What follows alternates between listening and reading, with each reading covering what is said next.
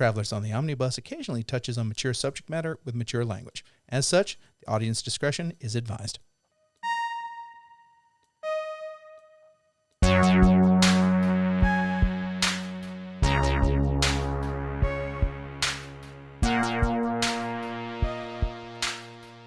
Back. Hey, everybody. It's Travelers on the Omnibus, a field trip through nerd and pop culture. My name is James McCarthy.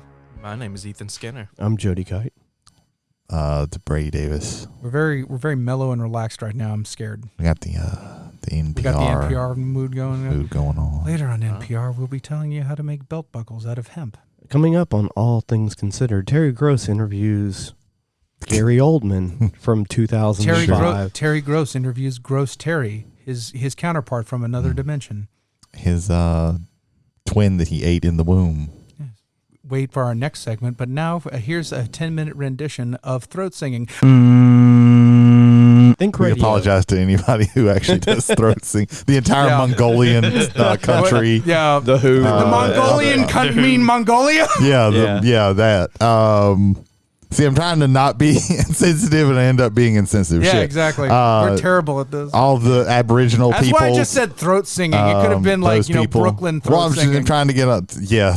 Brooklyn known for its throat singing. Yeah. He said, I'm going to tell you right now, if you're a child and your mama don't know where you are in Brooklyn, get ready for some throat singing. Yeah, probably, It's like, young man, get your ass back here. Is that DMX? No, that's Masterpiece. Sorry. Hootie hoo, motherfucker. Wrong. No limit. Wrong area. That's the dirty South, not the not New York. South, not New York. New Orleans. New Orleans, bro. I loved the I think it was the BET Awards where Death Row and what was Biggie's outfit? Biggie and Puffy, Bad Boy, and they're like just going at one another. It's like y'all want to get money, come to Death Row. Y'all want to make money, come to Bad Boy. And then Outkast goes, y'all ain't got no love for the South, and everyone's just booing them. It's like, you motherfucker. Well, it eventually that was. Is it a documentary on how they made music in that like little closet? Mm-hmm. You ever see that with Outkast? Yeah. That doesn't surprise me. Yeah, I'm glad they made it. Dude, that's some of the best. That's some of the best hip hop of that era. All that. Bombs Over Baghdad. Sorry, Miss Jackson. Yeah, oh my that's God. good stuff right there. Yeah, I hate it when people treat Sorry Miss Jackson like a meme. Oh yeah. That song doesn't deserve to be that way. I love that song. Yeah. I am Man, we real. already got on a tangent. Shit. Yeah, no, it's how we do. Much. Yeah. Brady, Jody, one of you, combine what you've done this week into one thing, and it's be Dragon Brady Ball Jody. Z character. Yeah, you're do a fusion dance. I'm not fucking doing the fusion dance. I hate Dragon Ball Z. Are you not doing the fusion dance because you're worried it might work? No. At least it's only an hour. That's fair. That's fair. That's very. Yeah, true. we don't have the earring, so it's not permanent. I would tell y'all to do rock, paper, scissors, but we can't verify to the audience who it is. So, Brady, just go ahead with what you're doing, man. Yeah, I haven't done too much this week. Playing a lot of Marvel Champions. Finally got the Mutant Genesis box, and then the Phoenix and Cyclops character packs. I really like the X-Men, and a lot of the mechanics and stuff that they're introducing with this new cycle is really, really interesting, I think, to me. This is a tough box. Like, it's a campaign style. This is a LCG, meaning like you buy set boxes and set packs. And it's you play against fighting a villain. And with the Mutant Genesis, it's Sabretooth, then it's the Sentinels, then it's Master Mold, the Brotherhood of Mutants, and then finally Magneto. That's a lot for just that one box. Yeah. That's pretty good. And you also get Kitty Pryde and Colossus in the box. Oh, that's cool. It's a really good value. They're interesting. The villains are interesting. Sabretooth is rough, and I beat everything, but I haven't beat Magneto. I've been playing through with Cyclops. I even had to pull back of all the bullshit extra stuff that they throw in with if you're actually playing through the campaign, and let me set Magneto up regular, and he is rough. That's gross. So yeah, I've been trying to build different decks with Cyclops, trying to beat him, and oof, man, he's not unfair like some of the other guys in some of the other campaign boxes, but he's a tough guy. I'll eventually beat him because I beat everything at least once, but Yeah, even Ronan, who's like the hardest, he's just like completely unfair. I've heard that that Magneto is a little bit easier if you play with more than one person. I play what they call true solo. I have one character and I'm playing against him. Oof. But I'm really enjoying it, and I'm loving like they just announced like Gambit. Yeah, the '90s kid in me, because Wolverine had been announced and Gambit had just been announced. Like if they put out the mats, I want to get the Gambit mat. Yeah, that one will look cool. Yeah. Again, New Orleans shout out and just yeah. A lot of like the mechanics and stuff with everybody is really interesting. There's a lot of like really interesting synergy with all the the new X-Men cards, and it's really cool. And yeah, it has like that nostalgia. Cause I even seen like the old X-Men is coming back to Disney. I think they're calling it like X-Men 97. X-Men 97. Yeah. Ooh. So I've been thinking about maybe rewatching the original X-Men because it's on Disney Plus. That's my favorite Wolverine voice of all time. Yeah, that's a really good Wolverine. Talking about the animated series? Yeah, this one's for you, Morph. Like I can't do that. I can't do that voice justice. Man, X-Men the animated series was so good. Yeah, that's one of the things that got me into like comics and stuff like that. That was actually one of the shows that I've somehow avoided going up. Oh wow. Well, because it was on before you grew up. That is reruns. very true. Yeah, but after reruns that, that didn't do didn't happen. reruns. Like no.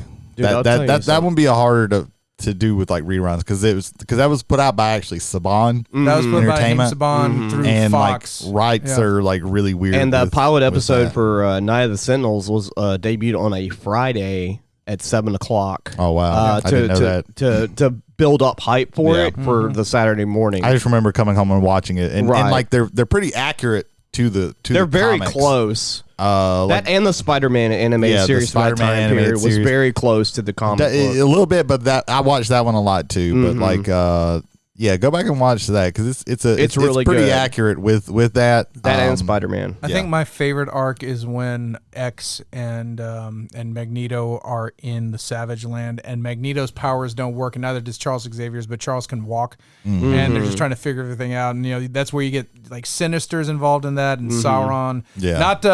Not the one who poured all of his hate into some rings to make some dwarves. A pterodactyl mad at man. everybody. Pterodactyl man. Yeah. People don't know. But yeah, all that to say, it's I'm having fun with it. It's just really hard, and I keep banging my head against the brick wall that is. I might have to change out the because there are like little modules that you can change out. I might have to change it out because it's the acolytes, and the acolytes are like really hard. They're rough, but yeah. So that's what I've been doing. There you go. All righty. Jojo Dodiodo, what have you been up to? I've been playing a game that came out like I think last year, and it's on the mid tier for PlayStation Plus, and it's called No Straight Roads. It's an indie game. I don't know if you've heard of it. No, I've not. It's very colorful. It really, really reminds me of, not necessarily in gameplay, but in look and style and in story, it reminds me of the handful of really good, vibrantly colored Dreamcast games like Jet Set Radio and Space Channel 5. It's sort of like in that vein. It's an action game, and I love the premise. It's set in a sci-fi future where rock music is dead, and basically the whole town is run by corporate music executives that push EDM in the contests they have because music actually powers the city. And so, you're playing like two rock stars, and you can either play it with two players or you can play it with one player, and you can switch between the characters at any time in real time. And the second character isn't useless. They're actually doing stuff. So it's really fun, though. It's a really fun action game. I think it's supposed to only be like maybe 8 hours or whatever. Okay. But I've been enjoying that. And last week we got to play 10 Candles. Yeah. Yep. I got to play it twice, and normally I wouldn't do that because that experience is very, very can be stressful. It's very atmospheric, and you kind of ruin the mood by playing it 2 times in a row. But I really didn't get that. I played it twice because the second crew only had like 3 people, and they needed a 4th, so I jumped in or whatever. Jay ran both of those games. How was it running 2 games so close together, 10 Candles? During all of my waking hours, I could just be running games and I'd be fine. Like it really is. I like the notion because, and you experienced it firsthand, that none of those games, even when you go with the same scenario, none of those games are the same twice. They feel completely just aren't. different. Yeah. Yeah. Because- and depending on how freewheeling the crew wants to get, you can start with something very mundane and end up with something entirely crazy. We started with one called Dead Radio. If you ever get the book, and I highly recommend getting. I have 10 Candles. Yeah, the book is very, very well written. I'm looking at the book for the game we're playing tonight, and I was crossing my wires. Right. But if you get 10 Candles, they're PDF versions. It's via Cavalry Games. I think it's cavalrygames.com. Stephen Dewey, I think, is the author so. and the runner of that. Fantastic system. It's very simple. It's a great one-shot game. Like if you're only going to have people together for one night, get that together. It's exceptional. Dead Radio basically starts with everyone trying to get to a military base to find out what may have happened or what might be going on, or maybe to get some sort of evac. The notion of the game is that by the end, your character will die. There is nothing that can avert that. It's what you do in those final hours that really sets apart the game from each one of them. Normally, it ends either when they get to there or right before they get to there. They got to there within the second candle, and then That was like 5 minutes we were there. So I'm only going to share snippets of this. So they then ended up in Orlando at the Magic Kingdom. They were able to eat all of the $8 corn dogs they wanted because they were free. Wow. However, all of the soldiers turned against everyone, so they had to jump into the space shuttle that was located in Cinderella's castle, and they ended up on the moon. Yeah, we went further than I'd ever been in that game. Literally, Yeah. figuratively, emotionally. Yeah, I've never the whole had deal. something like that. Another thing is, like, people listening to the show now know that, like, your character is going to die. Well, like in the first game we played, one person didn't know that that's what was going to probably happen. Oh, wow. And in the second game, 2 people didn't know. Oh, wow. So up until like the last couple of candles, someone turned to me and goes, "We can't win this, can we?" I'm like, no. I never lied to them. I never said, "Oh, you'll survive," but I never told them the truth about And it. it was a very fun experience because they were like invested the whole time. And they were pushing that narrative forward constantly, which is Okay. one of the reasons why I did not mind for it to go off.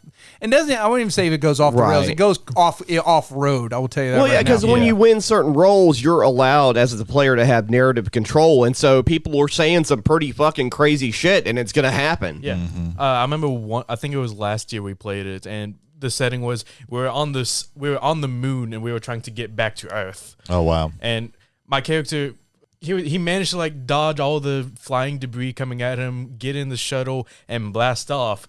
What I failed to realize was I left my entire crew on the moon. Whoops. Yeah. Yeah. That's Oh, and by the way, they in that game was the moon. Oh, wow. Oh, I love it. The moon was killing us. It was so I'd set up these spirits at the very beginning, and then during the truths phase, one of the players went, "The spirits are not here to hurt us." It's like, okay, well now I have to adjust, and it's like, what's on the moon? What's on the moon? Wait. I'll just make it the moon. And yeah, the moon became carnivorous for human flesh. Oh, wow. Yeah, I was saying this after the game, and I wasn't like, I'm not stroking Jay's ego. It's big enough on its own, but massive. As much as any of us have an ego in here. But in order to run a game like that, you really have to know how to like do things on the fly compared to some of the other games, which you have a better template for. Like you don't know what the players are going to choose on their narrative control. Yeah. So to be able to adjust to that is always impressive. That's my favorite part. Like, Yeah. I love the collaborative storytelling effort of role-playing games because it's not what I can present to you and then you digest out. It's what can we create together and then just build on or maybe take back from. Where are the wins and losses there? That's what I really love about 10 Candles. Yeah. It opens that up more so than almost any other role-playing game there is. Yeah, and that's all I've been doing. There you go. Ethan, what have you been up to? So 2 things. 1, I've discovered possibly the funniest game I've ever seen. Have you guys ever heard of Trombone Champ? Oh, I've seen it played. I have Yes, not. I've watched it. It's, Imagine Guitar Hero, but it's a trombone. but you're playing a trombone. That is it. Like Yeah. It is legitimately a trombone? a trombone. You don't have there's like a a trombone. You don't have a physical have a trombone peripheral? to slide Hard it. pass. Yeah. Give me a real trombone. I want a goddammit. peripheral. Give me a peripheral. Or a real fucking trombone. I Yeah. don't care. So Rockstar. The premise is I still have my Guitar Hero peripherals. I thought you were about to say you still had your Guitar Hero trombone. I have didn't know they released one. I also have a DJ Hero. Oh, yeah. still in my- I have that. Yeah. It's a 360 version of it, but I still have it. Yeah. The premise is the world is just gone, and the only thing that is left is a musical god, and she has chosen you to bring back the world with music. I love it. I missed all this when I watched people play it. They all skip the intro. Don't. That's the best part of this. Awesome. Yeah. That's like Katamari Damacy meets I do Guitar know that Hero. as you play, you can get so many toots. Yeah. Toots and They're like currency. I'm not lying. I know. You can I- get 300 I had- toots for I for had playing this Aztecas song. tonight, so I have several thousand toots ready to go. Would you Oh, like to yeah. play the Star Spangled Banner with multiple cheeseburgers in the background flying at you? Yeah, it's very American. Do I get to eat the cheeseburgers afterward? Unfortunately. Cheeseburgers are German. Hamburger is German. we have like many things, we have co-opted it. We have and we have taken it as our own. Just seeing other people play it and the ridiculous of it has given me many hours of laughter this past week. It is fun to watch. I know Sounds that there's a up down down video where Xavier Woods well, plays especially it. him. Yeah. Yeah. I'm surprised he's not a special character. He even like talked about like he's had kids tell him like the reason I played the trombone is because of you. Oh, that's cool. So he was like, That's- okay, I have to that's play. sweet. I have to get on here and play this. So yeah. The second thing is I've been actually playing a new game, new to me. I got the Mass Effect Legendary Collection for Steam, Yeah. and I'm having a lot of fun with It's good stuff. It's good stuff. Because I know you said on multiple occasions that you love the Mass Effect. games. It's my favorite franchise. How are you just playing through one right now? I'm just playing through one. I had just gotten to gotten to the research center in Peak 15. Okay, Novaria, right? Novaria, yeah. Yeah. Did you do Novaria first, or did you do? Novaria first. Okay, all right. I usually do. Did you not? Did you get? Or have you still not gotten Liara? I haven't gotten Liara yet. Anytime I play a game and there's like side quest options, I always try to get as many of the. That's side not. quests It's not a done. side quest. Do that because then you have an extra character, and if you wait too long, like she's kind of crazy by the time you get to her. Oh, Oh, wow. It does change up how she is. Gotcha. interesting. I will be honest, like I love Mass Effect 1. Like the story is really good. It can be kind of a slog when you get into if you're saying like I have to do all of the side missions. A lot of the side missions are just I'm not. I don't have to do them. Like, Well, yeah, Anytime I play any game that offers like side quests, I will try to complete as much of that. Before I yeah. get, Well, like, if you with the want main to, story. get more money and level up more, get your guy all the way leveled up. I usually try and do as much as possible, but like they can be kind of a slog because there's like yeah. because there's like 6 interior environments, maybe no, 4, and it's just kind of they move things around a little bit, and it could be a slog. I'll be honest. If I have one complaint with the game, I dread the vehicle controls. Oh yeah. The vehicles, I the do vehicle not is like terrible. it. Don't they change that up? Then the second one's a little bit better. And then the third one, well, no, the second one they just don't do it, I think, and then the third one, it's the only problem is the thing is like tissue paper, but it's easier to use. Like I was The on Mako is horrific. Like everybody hates the Mako. Like I was on my way to the research center, and I got shot by one of the turrets. It flipped the Mako on its back, and I was trying to like go side to side, use the rockets to flip it over. It just went straight off the cliff. Yeah, the Mako is terrible. The Mako takes a long time to get used to. I hate it, but I am enjoying the game very much. It's a very good game. You'll probably like 2 better. 2 is the one that most people like the best. They really like overhaul the controls and everything. The Streamline, fighting is really good, and they kind of streamline the upgrade process. Like there's less to upgrade, but it's easier to manage. Like it can be kind of overwhelming. Not necessarily for you that'd be overwhelming, but it's just kind of oh man, there's like 15 things that I got, but There's also a thing with me liking like choose your own adventure types of games, and I very much like it. I like all the different options that offers me. You are going to, by the end of 3, you are going to have your shepherd. By the end of 1, you're gonna have this is my shepherd that I am playing. Like nobody plays the same shepherd. And if I understand it, like you can bring your shepherd from the first one to the second. Yeah, one. especially with the legendary, it's very easy to just go through. He's gonna be the same thing. You're gonna get bonuses. Get your whether you're playing Paragon or Renegade, get that was it Intimidate or Charm? Yeah.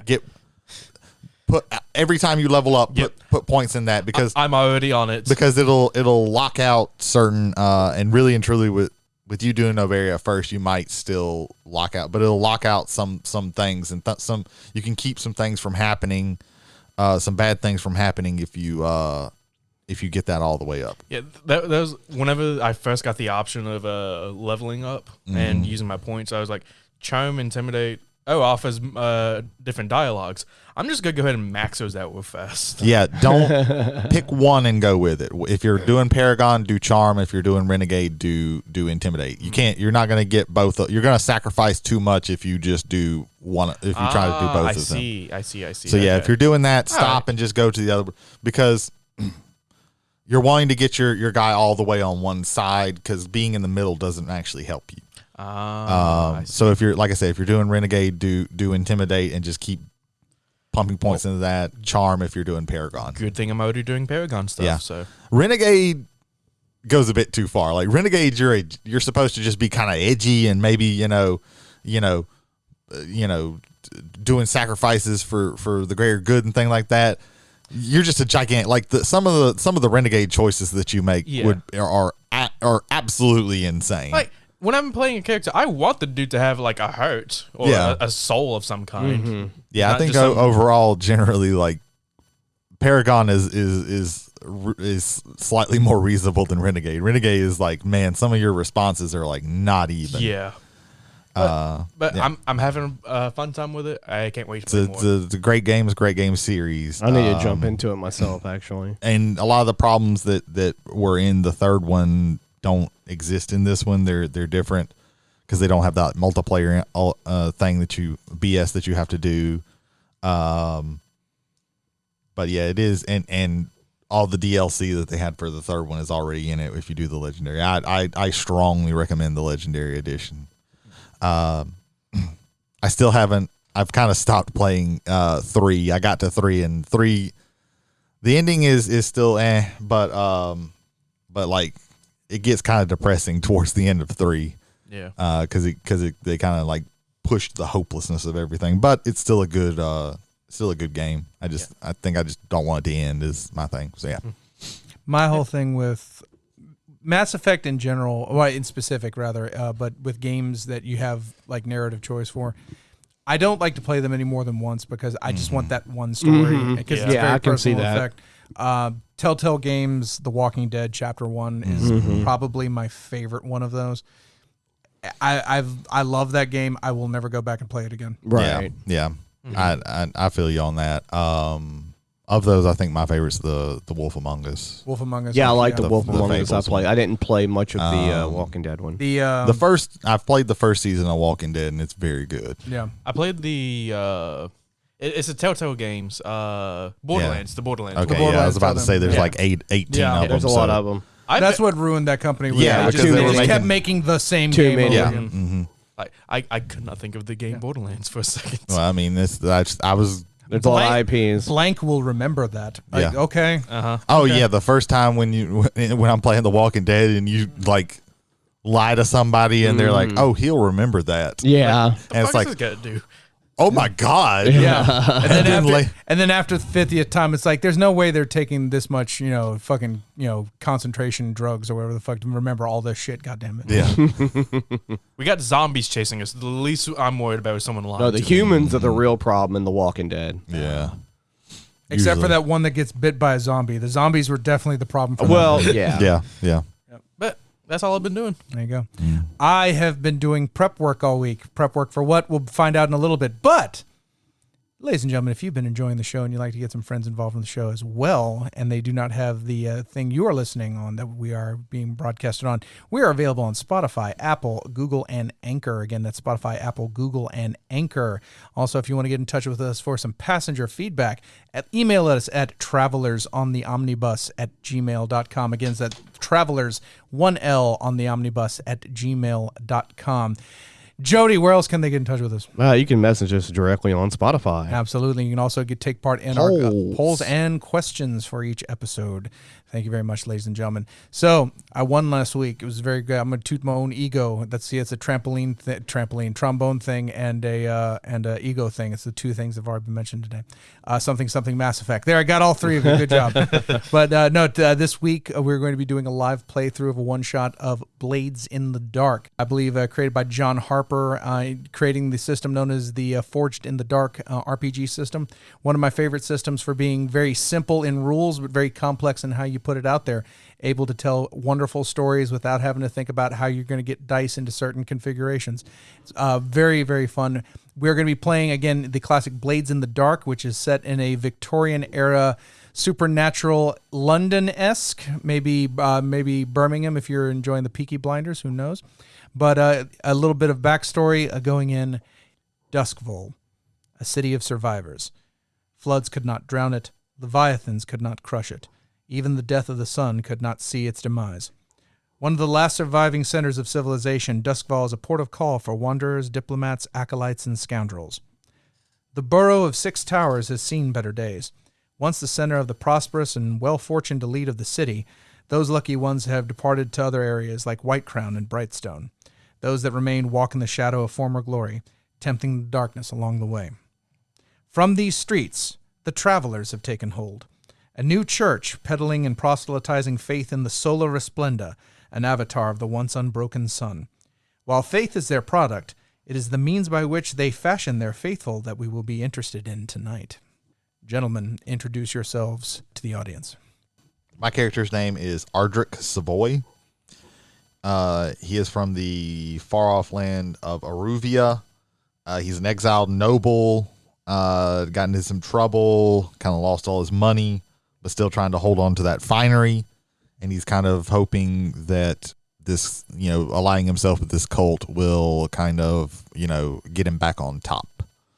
I guess he's a spider, which means he's a master manipulator and kind of mastermind of things. My name is Jasper Barnes.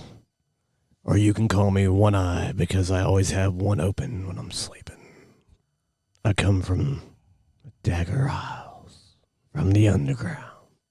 Jasper, thank you for your Tinder profile. We greatly appreciate it. Man, you kind of made me look like an asshole there. What class is Jasper?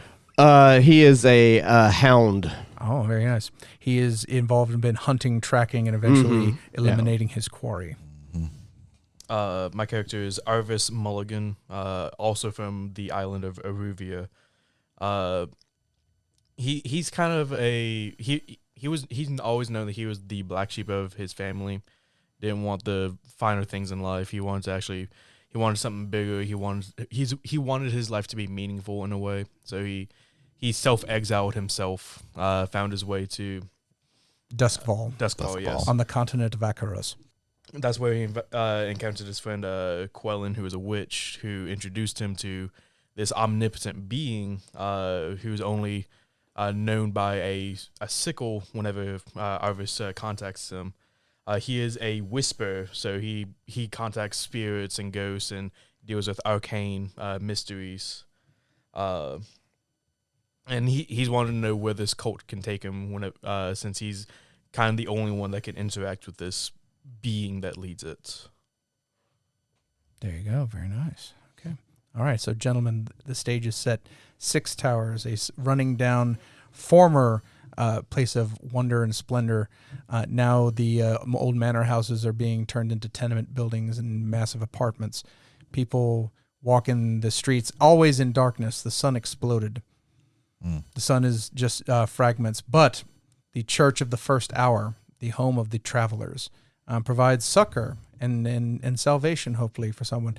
What does describe for me right now, what does a church service at the first hour look like? Someone. I'll be honest, my character, he's kind of just in this to see where this takes him. Like many churches, he's in it for the money and the yeah, prods. Yeah, like go. I'd imagine with this being Church of the First Hour, it's in my mind, it's like all acolytes like lining the pews, all having candles in their hands, quietly chanting the same prayer, assuming that there's an altar for this being. Well, some of us are just like standing against the wall and just taking everything in and not really, I don't really care what these services look like. I'm trying to get something out of this. But they got the little sun thing in the front, and it's like, it has something to do with some arcane beings. So you're all about that mumbo jumbo stuff. it's not really mumbo jumbo if it's real. Sure. I believe what I believe, but I also believe that people are full of it. Well, I believe that you might believe, but you might not also believe.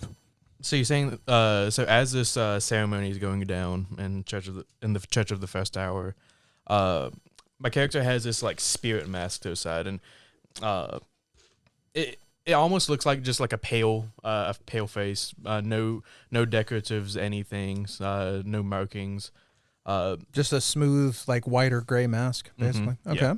In place of its eye holes, it's just black holes. Oh, okay. No mouth or anything like that. Oh, it's weird because you're in a place of the sun and you have black holes. So it's black hole sun. Won't you come wash Black away? hole Sun, sun, wash won't you away, come, rain away. This is Bob Shinedown. I apologize. Rest in peace, Chris Cornell. Yeah, I apologize, Chris Cornell. So as the ceremony's gonna go on, Arvis just like brings it out and puts it on. Oh, roll a tune.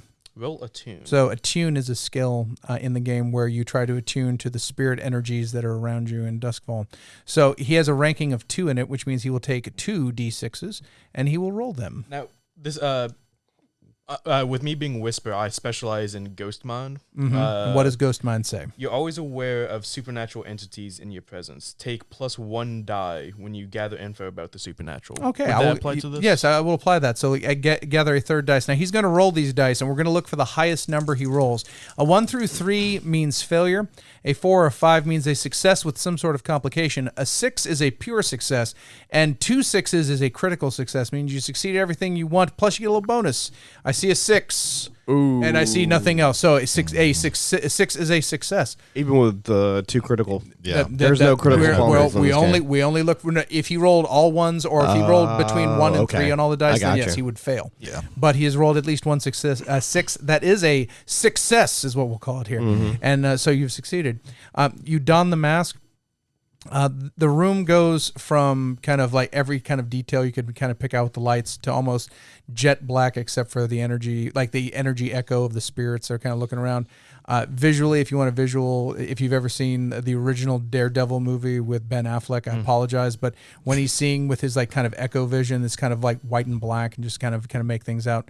And your eyes go to the entrance for the church, which is a gatehouse for one of the eponymous 6 towers, and you spot a man from what you can make out, in that it's kind of a very refined Victorian era coat and slacks, but he's got a bit of a halo around him, kind of a blue calming halo, and he's carrying something with him that seems to be, I won't say spilling over with energy, but it's something that has some very spiritual energy to it. When you take off your mask, you notice that it is Hutchins, the gang's friend and information broker. He is effectively kind of like an Indiana Jones style character, but instead of being Indiana Jones, he's more like Marcus Brody. He's the office type. He's the one setting up all of the things. He works out of Duskfall Academy, which is the finest university. It's certainly in Akaros, not Akaros, but rather in Duskfall, but maybe in all of Akaros itself. Well, if this is the Last Crusade, he also goes out and does. He's not very effective. But he goes out and does some stuff. He's grass against ice. It's not very effective. It's just where it is. That's a little Pokemon reference for Ethan. Hope you enjoyed that one. Yeah, I didn't get it. Yeah, I know. Totally went over my head. But yes, gentlemen, you also notice that Hutchins has entered the building. So I go up to him. What would they say in Dustfall? It wouldn't be good morning. There's no good first hour. Good first hour. Yeah. Hutchinson, what can we help you with? Arvis. Did I get that right? No, you're Arvis. I am Arvis. Yes. He is Ardric. Y'all picked Aruvia. Y'all picked nearly the same fucking first name. We're both exiled. With no planet. We're both exiles for Aruvia. This is haunting me right now. This game has more ghosts in it than I expected. We created our characters separately. There you go. Everybody. Ardric. I have some information that you might find interesting.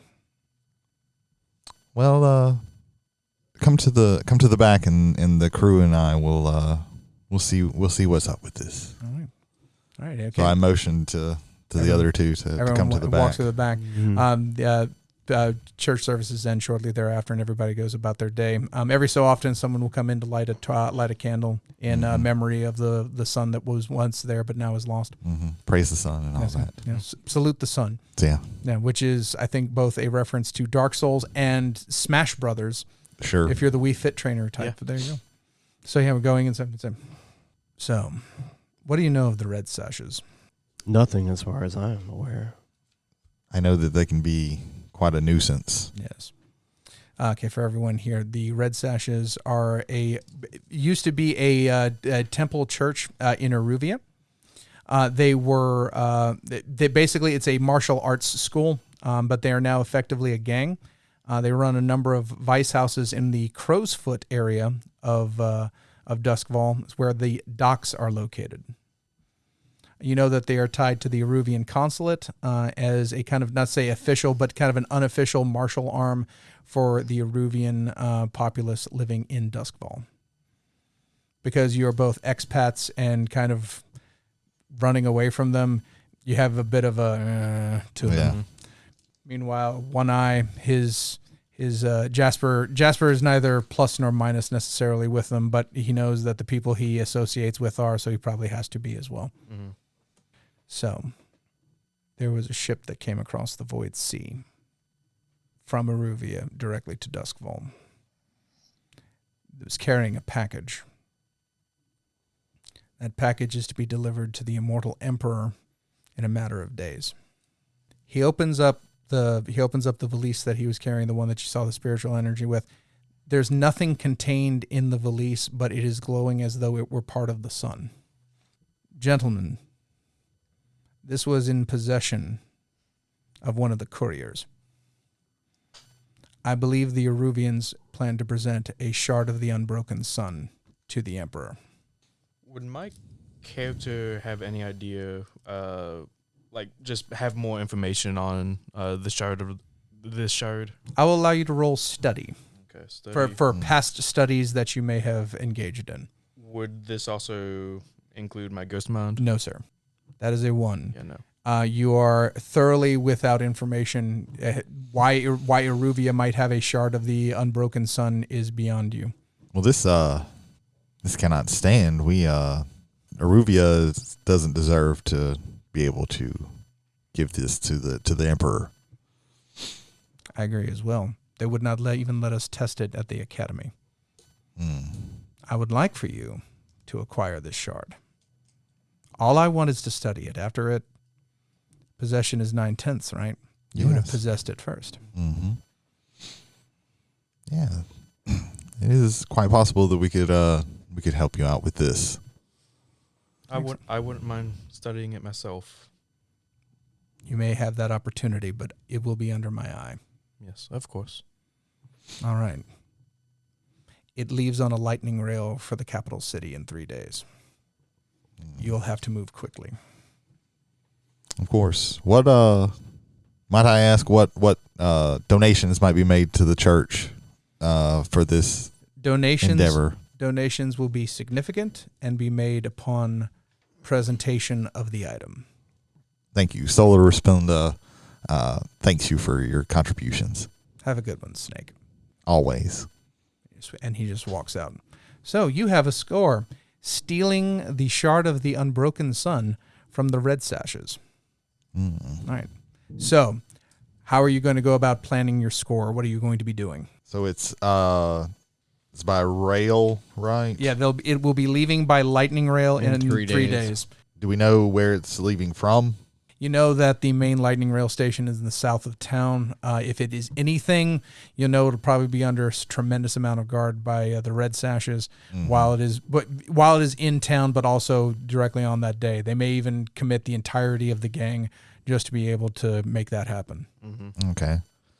Let's see. I have contact with an information broker, Salia, and I would like to check in with her and see what I can find from her. How would you like this meeting to go? Or where and how would be the best way to do this? I will make my way to her, her lair that she, Right. her office, I guess, would be the... You open the door, and almost immediately a quarter of a stack of papers just kind of fall down. It's not meant as a trap so much as that all the information that she gathers up, she has on notes everywhere. Okay. She'll be able to find it even within the mess, but it's always a bit of a maze just to get to her desk. So I kind of step out of the way and She's watching. have she's watching. disdainful look. She's watching us on the side. Ardrick, I have half a mind to ask you to get a broom, but you'll scatter the papers everywhere. It's not my fault that you keep it so dusty in here. You can how do you even breathe in all of this? Well, the coin helps. Naturally. Mm-hmm. So I have some information that I need to see if you can find anything out about. We have word that there will be the Red Sashes are going to have a lightning rail leaving in 3 days, and I need to know what you can find out about it. Let me guess. It involves the artifact. Yes. Do you know what the artifact is? Yes. I don't. So you probably would love that. All right. I'll put other assignments aside. What is the artifact? The artifact is a shard of the unbroken sun. Immediately, you can sense the hairs on her shoulders, just kind of stand. Everything about her is just kind of coming up, right? Normally she's slouching down over papers, kind of like the Charlie Day from It's Always Sunny. She's got 3 boards that are all tangled, white. Except for her, it's not conspiracy. Every single thing she's got on that board is 100% correct. If there's anybody who knows what's going on in Duskfall, it's her. The fact that you've managed to plug a hole in her network of knowledge, it is. You see it. It is kind of. You're no lies. Now, would I ever lie to you? Twice. I've kept account. No, I'm not lying to you. All right. I'll have you your information. And you almost see her immediately going to work, kind of she's going through, Victorian area Rolodexes, also probably known as Rolodexes at the time, who knows. But yeah, she's trying to figure out who the best people to contact and get in touch with are. You realize it's probably best to leave her to her work. Yes. Okay. I'd imagine this church, they would have a sort of a confessional booth in ways. Yes. Yeah, we can go with that. Okay. Arvis is going to go into one of the confessional booths. Okay. He would make sure that it would he would go in there as soon as Are you going in there? Are you going there to take confession or give confession? The way Arvis sees it, he's trying to make it he's trying to make a point to be alone. So he's gonna try and wait for the priest to come out of his box. Okay. And then you'll go in the priest's box. Yeah, okay. I'll go into the priest's box All right. whenever he exits. You have a moment of quiet for a little while, then all of a sudden you hear a clamoring and just kind of open the door and shuts it and forgive me, Father of the Son, for I have sinned. It is I have done something very, very terrible. Speak your mind, son. Who are you? Sway. Roll sway. That is a 5. Oh, very good. Here to give a helpful ear, sir. Hopefully someone can help you with your burdens. Oh, no, you are Father Mulligan. I'm Father Mulligan. I am so sorry. I have done something. I have laid with one of them. laid with you, sir? With one of those filthy Red Sash whores. I know the boss won't like it. When did this occur? First hour. I wanted to see her silhouetted by what's left of the sun. Do you have any idea what the rest of the Lamp Blacks will do to me? All right, so you know that the Lamp Blacks are the chief rivals of the Red Sashes in Crowsfoot. It's kind of along the lines of Romeo and Juliet, if something like that, but more along the lines of White Trash Romeo and Trailer Park Boys Juliet. So yeah, Gotcha. So like the two of them kind of getting together is a great and terrible problem for him. Tell me, Father, what should I do? The only thing I can say as to what be truthful, be earnest, confess that you have done wrong, and he shall have mercy on you, son.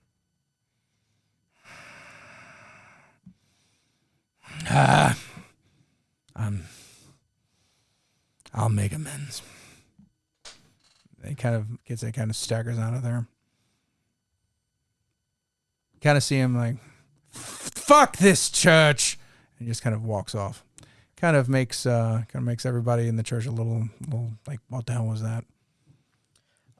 Whenever he leaves, I'm gonna put back on my mask. Okay. I'm gonna attempt to get in contact with Sola Resplenda.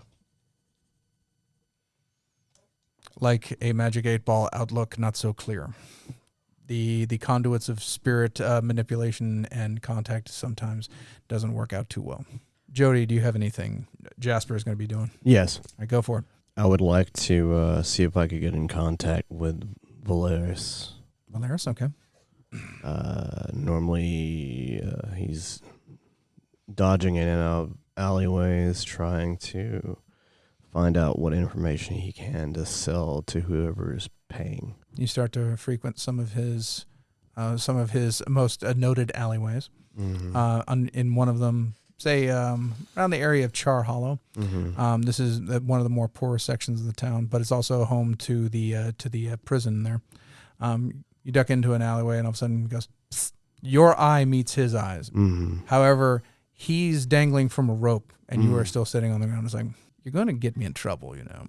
I avoid eye contact and lean up against the brick and mortar of the alleyway, and he flips almost cat-like and like lands on his feet, and like where you are, he is able to position his body so that the shadows perfectly hide him. How goes church peddling? It goes well. I have let my faith blind me to try and wash away my past, but that's neither here nor there, really. I'm looking for some information if you're interested in the coin that may come to my hand so I could give it to yours. You're making an offer of coin. Mm-hmm. Now this I can get behind. Mm-hmm. Make a sway roll. I will take one additional die for the offer of coin, so long as you're being honest with him, and make that roll. See, a four is a success with complication, so that's good. All right, 2 coin, and I'll get you what you need to know. What are we looking at?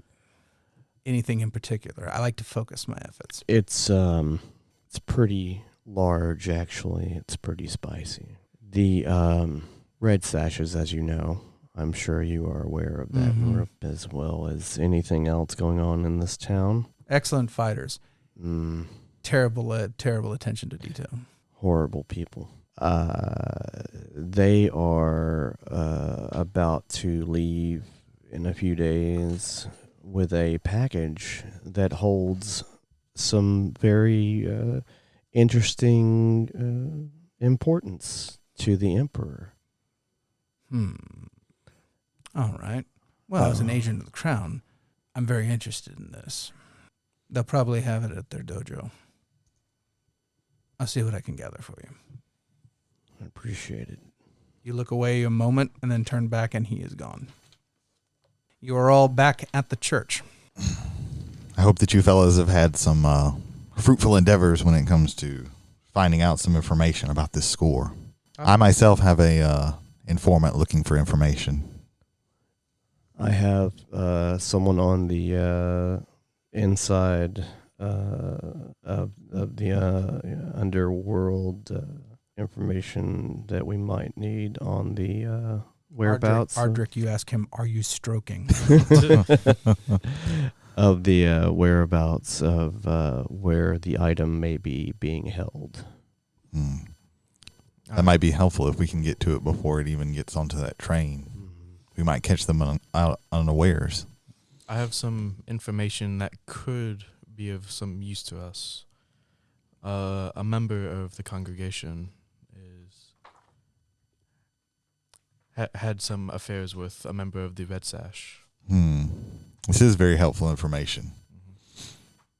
Let me see.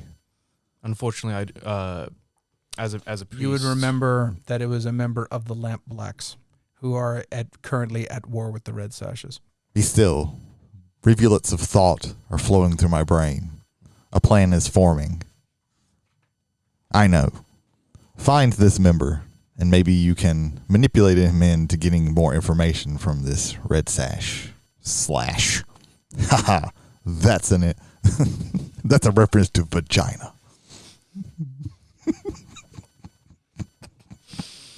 You are at -3 with all factions in the city. You specifically, though, not the whole crew. The crew is only at a -2. Because But I am we plus laughed. 2 with amusement to myself. Oh no, I was amused fully. There you go. There you go. Dawn of the second day. Oh, Jesus. Yes, I'm referencing Majora's Mask. Deal with it. All right. So, and still setting up the score. Mm-hmm.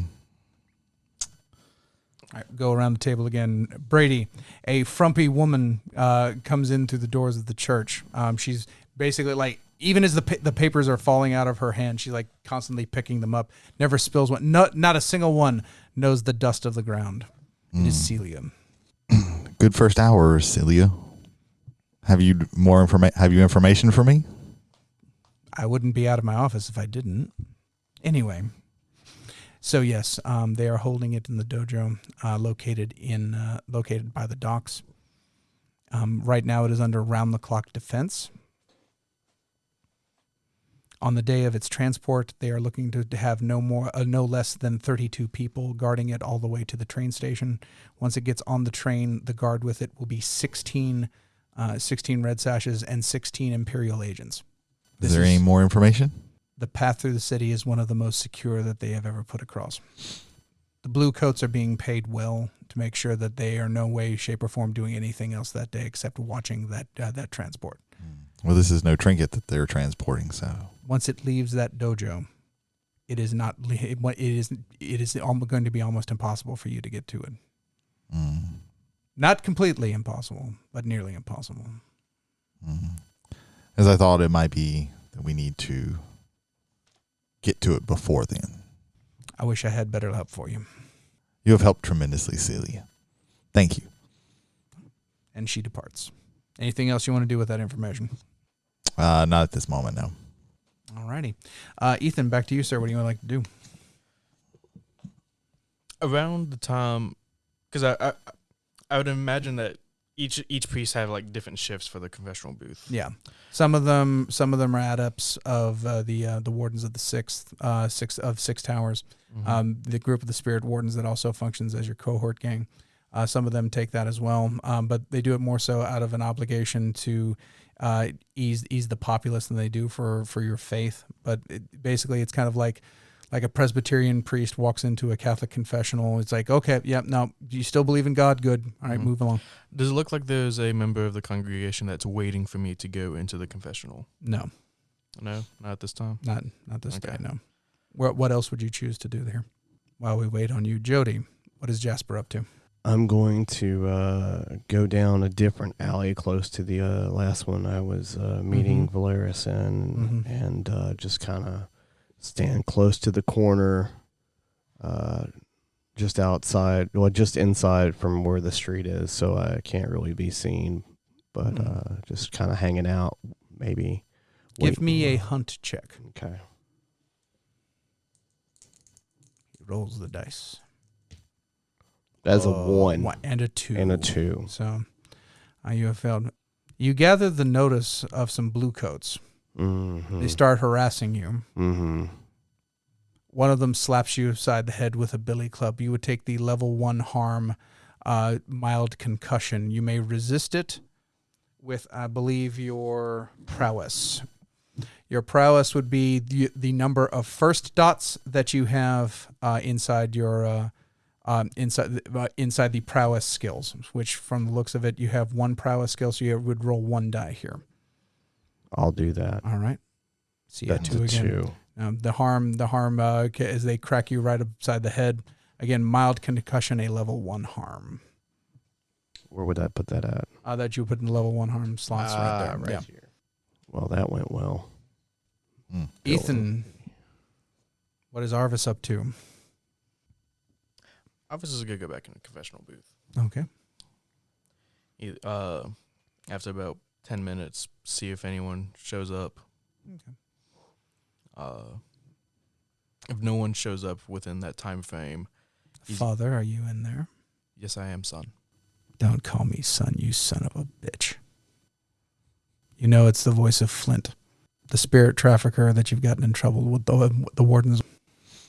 What do you want, Flint? I'm just letting you know that I consoled that poor, poor lampblack that you tried to convince you were a priest for. How dare you listen to other people's confessions? You're so high and mighty. Whatever. They're well aware of what you know now.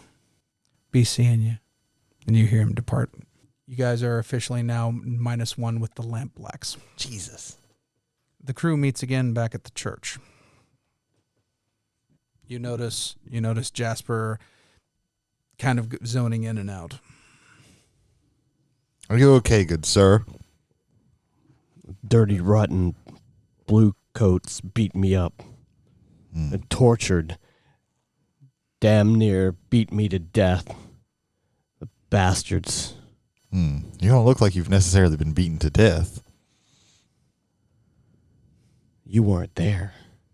Well, no, I wasn't. That is fair. 3 sir. of them clubbed me to the floor of the ground. Well, I'm sorry for that, brother.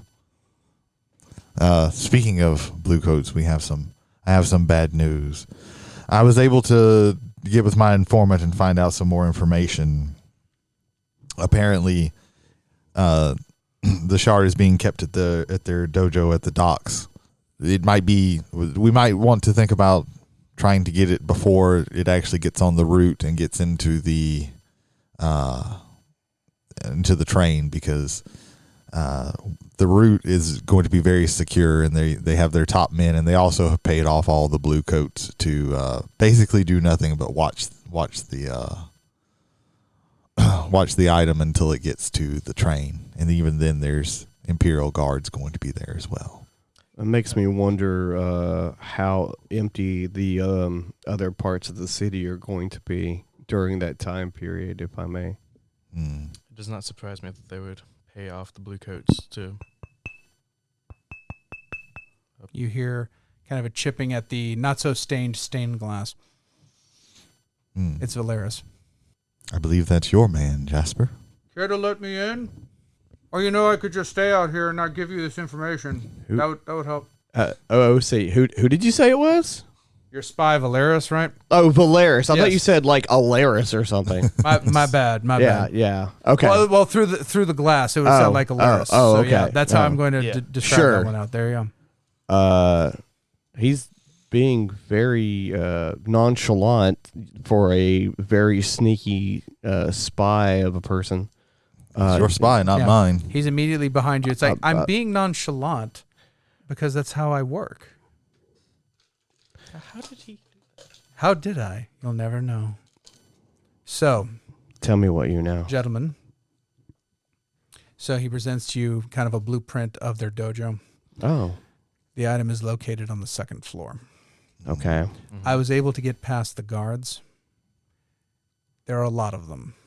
You're going to have to either find someone as good as me, outlook not so good, or you're going to have to create some sort of diversion.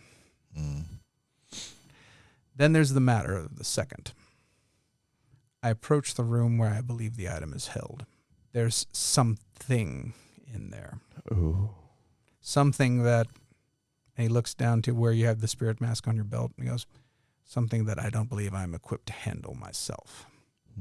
Well, You haven't much time. It will leave on the 24th hour of the third day. Hopefully, I should say they're hoping that to go by night would be the best way to go about it.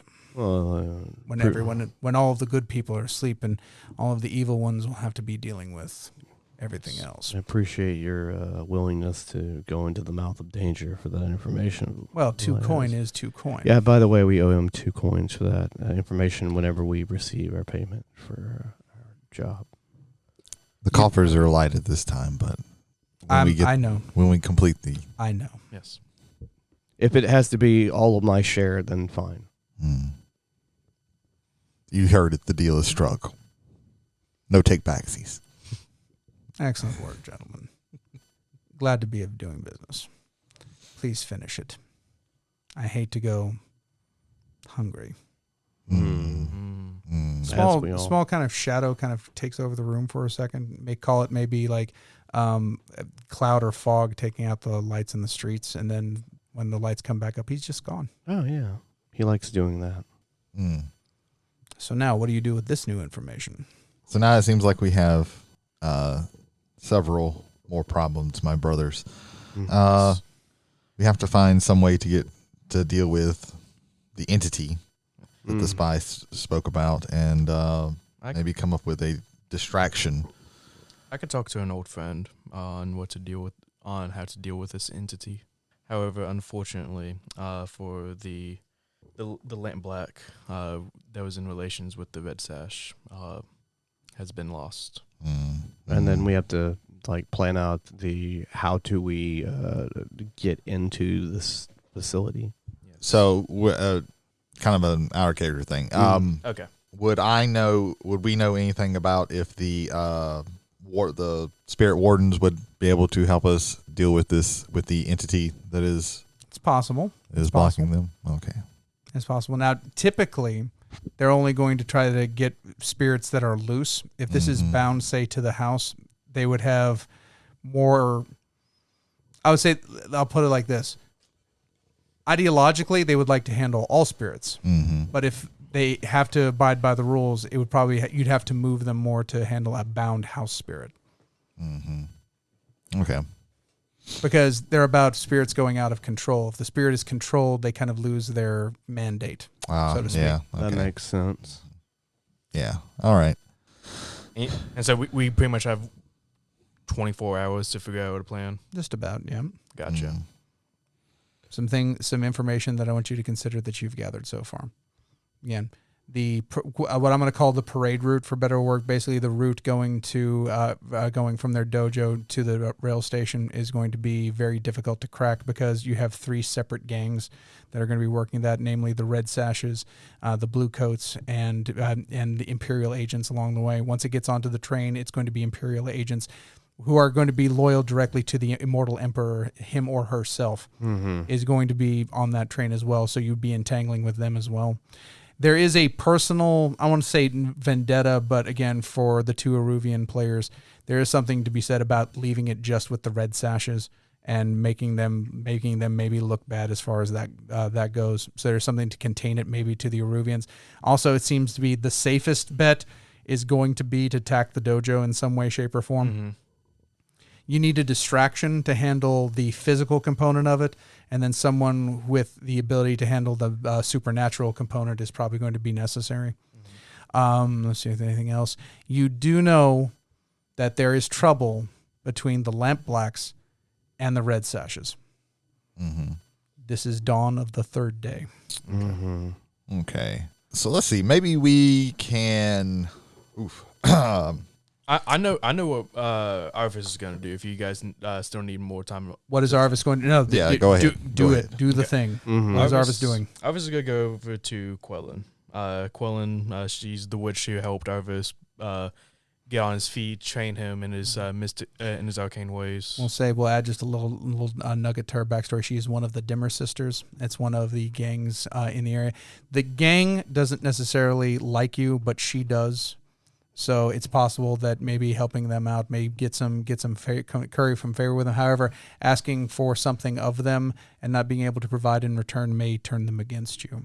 So something to consider there. But yes, you go to Cullen. She is, I'm going to say, she is in Char Hollow in one of the drowned grottos. There's a underground canal network that runs throughout all of Duskfall. And in one of those underground grottos, she makes her pleas and questions to the gods and to the spirits and demons. She consorts with all, finding the best deal that she can get. Oh, Chime, my child. Hello, Quellen. You look concerned.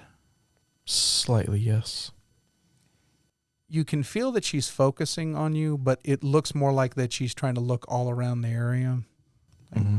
Speak your troubles. There is troubles with the Red Sash.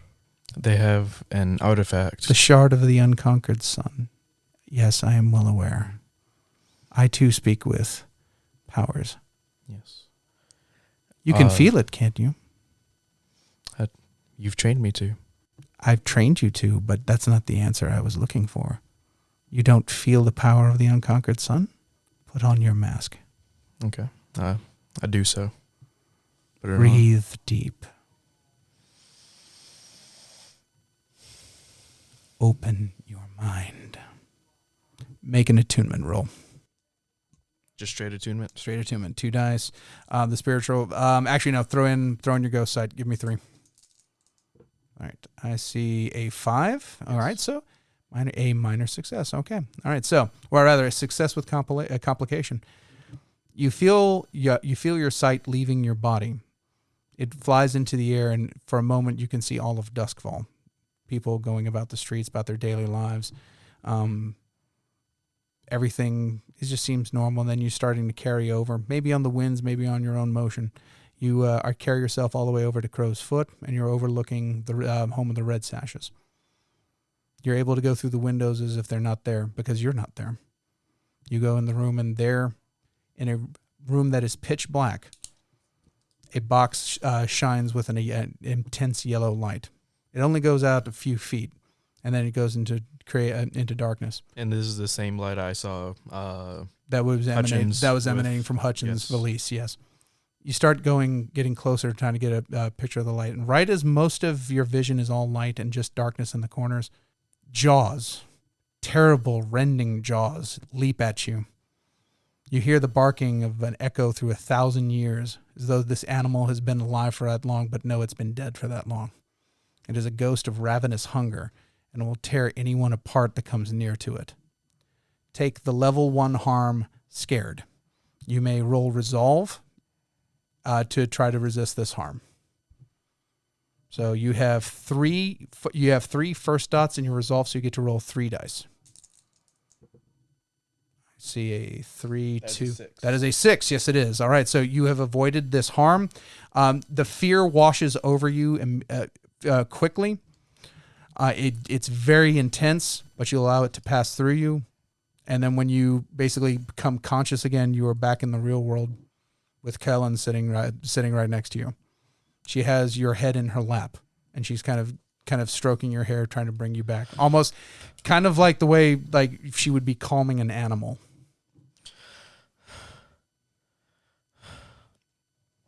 I don't think I've encountered that kind of presence before. You must be strong, Arvis. The skeins of fate see you there. You will face this alone. Is there anything that can aid me in this endeavor? I've taught you how to use your hooks. I've taught you how to use your spirit jars.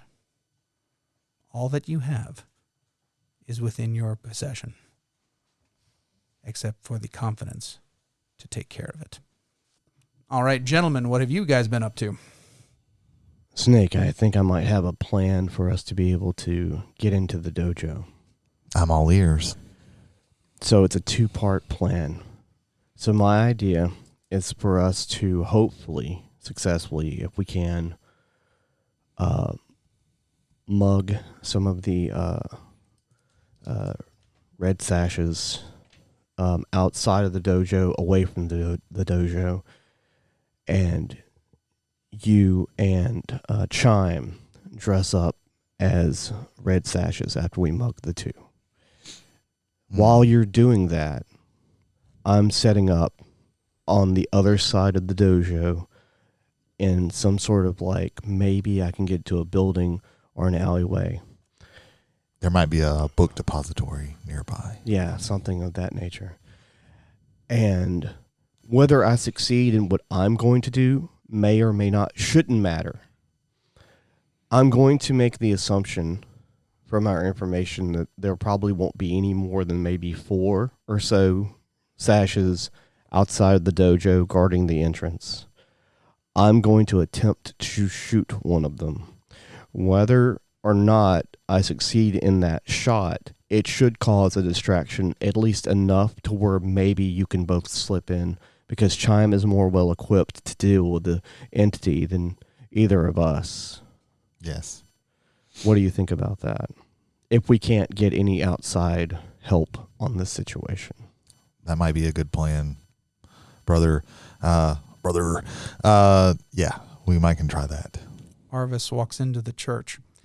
He has with him his lightning hook and spirit jars. He's walking with some sort of purpose to him, more so than you see him regularly doing. Chime, you look like you're ready for some sort of intervention of some kind. For what I need to do, I must be ready. For what I face is beyond what I've encountered before. Speaking of ready, we've been discussing a plan on how to get entryway into the dojo. My idea is that outside of the dojo, hopefully a long enough, far enough distance, mug some of the sashes, maybe 1 or 2. You and Snake dress up as the sashes. I set aside away from the dojo on the opposite side of where you are and attempt to snipe 1 or 2 of the guards. If I succeed, good, that's going to be the best distraction. If I don't succeed, hopefully it will be enough of a distraction during the scuffle of what happens afterwards for you to slip inside the dojo.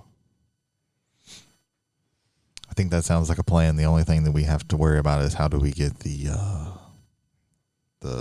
uniforms of the Red Sashes. I'm certain that we know exactly what they wear. Is it just red sets? Is it just like no? They wear more than just red Okay. sashes, Yeah. but it's think of a traditional Arabian guard, like 1001 Arabian Nights, not with the turban, but with where we would be like brightly colored sashes. It is literally sashes the color of blood. The older the sashes are, the more brown they take. It's because the sashes are not read by ink. okay. Gotcha. Okay. Mm-hmm. Okay.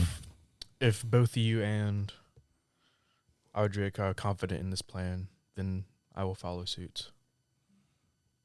Okay. Does anybody have any ideas how we can get some uniforms for the Red Sashes? And now it is in time for the engagement roll. Who wishes to make the roll? Ooh, what is the engagement roll? It is going to be a fortune roll. It is going to be a number of D6s. We will determine it. However, fortune favors the bold. I want someone to boldly choose to make the fortune roll. Who makes it? I'll do it. All right, Jody. All right, so all fortune rolls start with 1d6, just for the sheer luck of being able to put everything together. Is this operation particularly bold or daring? I would say storming the HQ of a rival gang, one that has more power than you in the city. Absolutely, that is bold. So take an additional 1d. Okay. Is this operation overly complex or contingent on many factors? Distract and get away. No, I don't believe it is any kind of way, shape, or form to so no minus 1d. Very good. Does the plan detail expose a vulnerability of the target or hit them where they are weakest? Strangely, yes, it does. So plus 1 dice. Very nice. Is the target strongest against this approach, or do they have particular defenses or special preparations? Not really, because you are aware of them, both the physical end and the supernatural end. So no minus 1d. You stay at the dice you have. Can any of your friends or contacts provide aid or insight for this operation? Thanks to the wonderful, wonderful work of friends from all three, that is absolutely the case. You have a blueprint of the building. You know exactly how many people you'll have to deal with if things go tits up, and hopefully they don't go tits up. And finally, you know about the final guardian at the end of the road, so take an additional 1d. Are enemies or rivals interfering in this operation? Yes, unfortunately. Your Whisper's friend did help, but also their rival, his rival, is also causing a problem as well. So we will lose 1 dice from that pool. Finally, the question is asked: are there any other elements that you may want to consider? Maybe a lower tier target will give you +1 dice. That doesn't really help you here. Maybe a higher tier target will give you -1 dice. Not really. It's all kind of balanced out in the equation. Roll those dice. I see a 3. 2 3s and a 2. 2 3s and a 2. The highest is a 3. So your feet are pounding in the streets.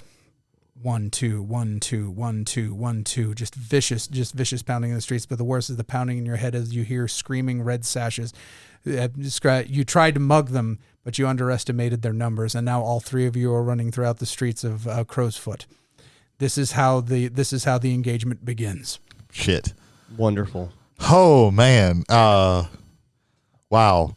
This is probably as bad as it could be. Yes, it is. Yes. He mentioned tits up. I'd say this is tits up. Yeah, this is I love everything that's happening right now. The tits have gone 360 and The milk's gone bad. The milk's gone bad, boys. They're back where they started. Yes. All right. Who has an idea of what to do? I'm going to turn around and hit one with the shovel. You're going to hit one of them with a shovel. That's a bold move, Copper. That is going to be, I believe, a prowl roll as you're going to try to skirmish roll. Yeah. What do you have in skirmish? 0. Okay, so you'll roll 2d6 and pick the lowest number. 4, you can take 2 stress, and you can add a die to that, which means you will roll 1d6. Also, someone can help you out, and they will take 1 stress.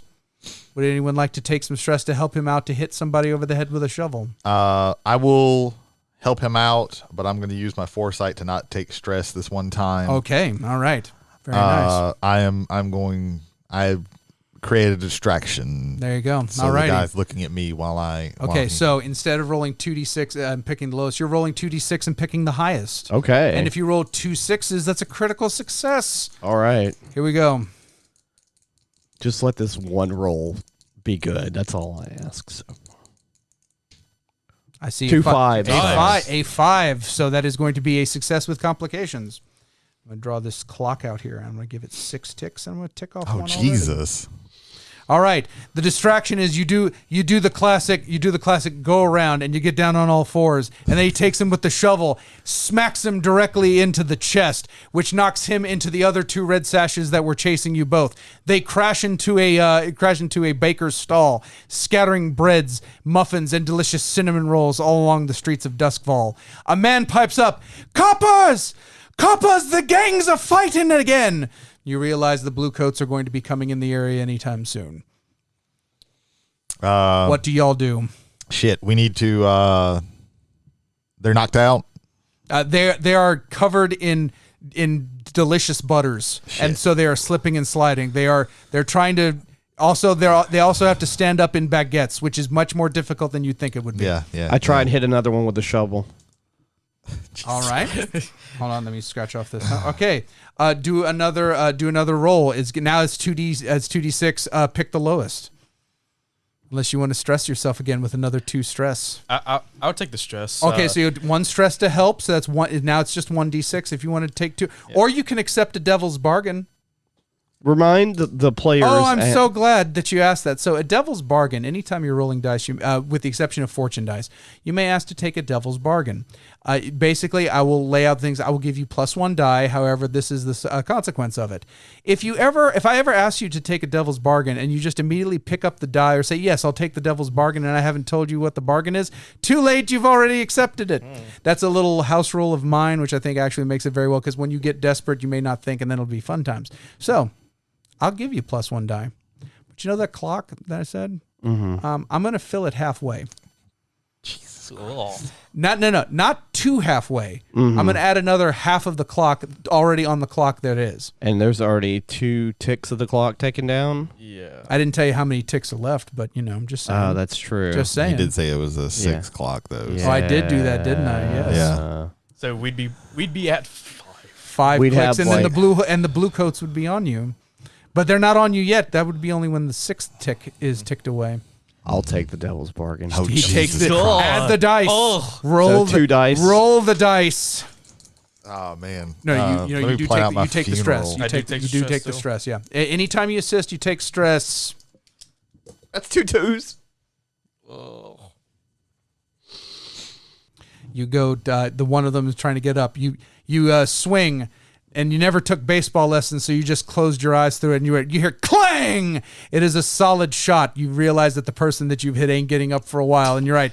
That poor chef. That poor chef. A shovel in his head, a song in his heart, but more importantly, 3 blue coats standing at attention and charging at you. Oh Jesus Christ. This is we need to get the fuck away. Shit. Damn it. We need to start running because this is not. I agree. Okay.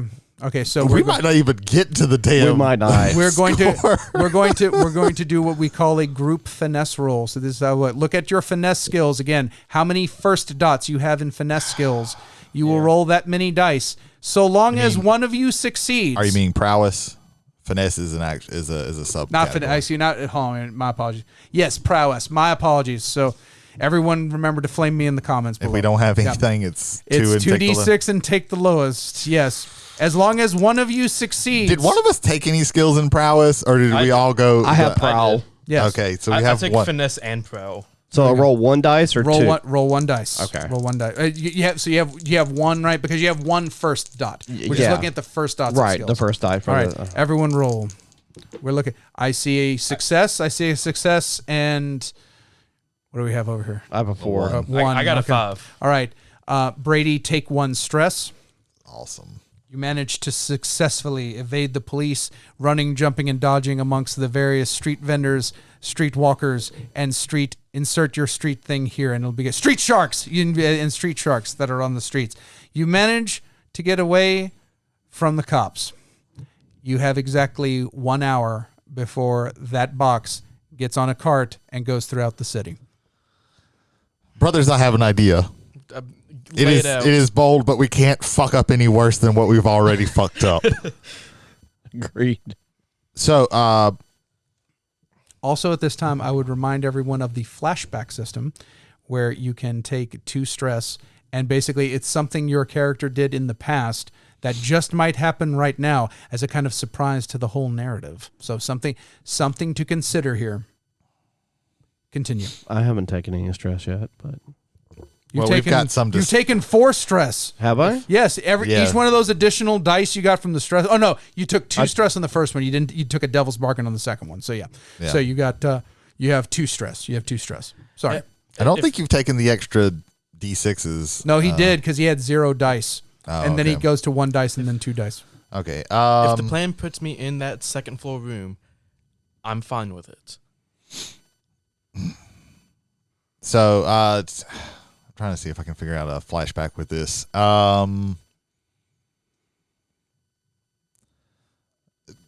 Question before I actually enact this: are the lamp blacks and the red shirts close enough? Yes, they are literally in the same. They're literally in the same borough. Okay. We gotta start some shit with the lamp blacks and lead them to the red shirts, and hopefully they start a scuffle. I think they will. Maybe we'll die on the way. I don't know. I may have some assistance with this. So Okay. So yeah, we're gonna go. Shit. I feel genuine tension here. I like this. This is good. We're gonna go to the lamp blacks. They're gonna go to the lamp and blacks. start some shit. What are you starting? Just be there because I know that you're the one who pissed them off. So in my head, I imagine that there's a central building that they like reside. Yeah, in. they have it's a pub. We'll call it the Lamplighter. How fast can we run? Shit, maybe. Fuck if I know. No, that's the best answer. How fast can we run? Shit, maybe. Okay, when I run, We're running in we shit. When I run, we run to the Yeah, no, we're just gonna stand here. Okay. I'm going to like barge open the doors like. Hey everyone! Them Red Sashes fucked one of your own. That is going to be a sway roll. Would you like? Would you? No, even better. You point the fucking guy out. Yeah. You point the fucking guy out. This guy's been fucking a red sash. That is it. It has gone now from normal effect to greater effect. Now You're welcome. Now hold on. Now, would anyone like to assist him? I'll assist. So, yeah. You'll assist. Yeah. Okay, 1 stress. Okay. All right. So sway. That is now 2 dice. You can take 2 stress, or would you like a devil's bargain? What is the bargain? Plus 1 dice. I'll give you 3 dice. That'd be 3 wonderful dice. Only 1 person can assist. Can I use a flashback to maybe do something? What is the flashback? It would go from him rolling to you rolling. Okay, never mind. Okay. So wait. How much do you have in sway? How many pips? None. Okay, never mind. okay, there you go. Continue with this bargain. What is Okay, it? so I get plus 1 dice to give you 3 dice with the assistance going on there and all that. You might come in with 2 good ankles. You won't be leaving with 2 good ankles. Ooh. You said might. No, he said you might have walked in with 2 good ankles, but you are not leaving with. Gotcha. So it's going to be very hard to get away. I will not take this bargain. 2 dice then. Okay. Here we go. Or again, you can take 2 stress to get. Stress is a third dice. commodity in this game. You Yes. can't. We don't need to be like super stingy with stress. Said 2. 2. Yes. Yes. Yeah. We don't have to be. Oh, you see, again, Brady has the idea. You do the opposite of it. They go Yeah. 3 dice. Do it. Roll them. 3 dice. 3 dice. dice. 3 dice. One more. 3 dice. 3 dice. 3 dice. Okay, I have 3. Yes. Here we go. That is a 6. That is a 6. He rolls way All better right. than I do. Drainage. Actually, he fucked 2 of the Red Sashes. So the scene I is. have pictures. So see, the lamplighter barn style doors open up. A shot rains throughout and echoes throughout the building from your long rifle. Everyone has his full attention. What do you say to them? That's you. Hey! Them Red Sashes are fucking your own kind! Let's get them! What? Oh! And then they all, almost like a vaudevillian silent film, they all pour out amongst you, dipping and going around you. One of them jumps over you. You're highly respectful of his quads. Yes. And then he just run, and they all just run out of the building. And it's like after about 15 minutes, you can hear the chaos erupting in the streets. There's a distraction. Yeah, there's a distraction. We did it, boys. We got phase 1 done in a roundabout way. I have a 4-tick clock. 3 of those ticks have been done. The clock is named "The Agents Arrive." Jesus fucking Christ. Okay, well, we need to get in to... Get in the dojo to the 2nd floor. And we all need to go. Yeah. We're No, all, I agree. 100%. Booking it. Yeah. The scene is out of like the Wild Bunch. You see bodies flying everywhere. Squibs are going off. You didn't realize you had this much Hollywood performance going on in this thing. I'm going to take 2 stress to flashback. Okay. I studying the blueprints, I found the like the best the secret entrance. Oh, okay. That's going to study will be the dice there. Yes. Do you wish to take more stress for an extra die? Do you want someone to assist you? I would take a stress for that. He's assisting you. That's 3 dice. All right.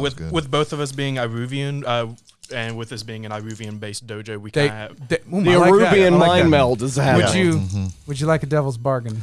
Let me hear it. Okay, that's fair. Plus 1 dice. That'll be the most dice anyone's rolled tonight. 4 dice. Yes. All you're looking for is a 4 or 5, and if you roll 6, you're golden, baby. One of you is going to jail. Bet.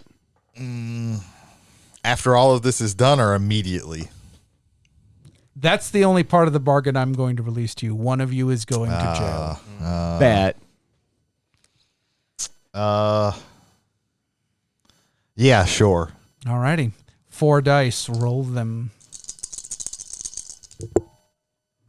I got a 4. A success. We have a 6. There we go. So, clang, clang, bang, bang, crash, swords. That's man being stabbed. Everybody's There's a Wilhelm scream. Everything is going absolutely crazy.